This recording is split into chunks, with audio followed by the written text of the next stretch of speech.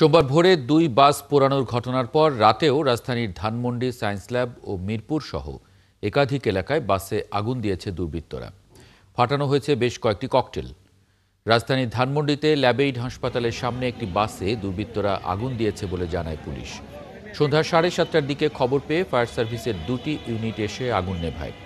বাসটি শান্ত মারিয়াম বিশ্ববিদ্যালয়ের বলে জানা গেছে, তবে এতে কেউ হতাহত হয়নি।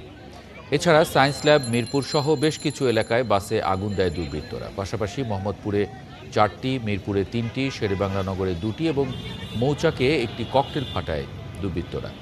এর আগে সোমবার ভোর 4টা থেকে কয়েক ঘন্টার মধ্যে রাজধানীর মেরুলবাড্ডা ও শাহজাদপুরে 2টি বাসে আগুনসহ বিভিন্ন স্থানে বেশ কয়েকটি ককটেল ফাটায় দুর্বৃত্তরা।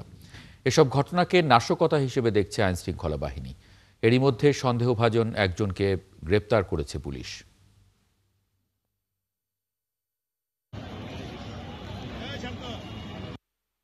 নিজস্ব কিছু কনভেনশনাল পদ্ধতি রয়েছে, সেটার বাইরে আমরা কিছু ইনোভেটিভ পদ্ধতিও আমাদের রয়েছে।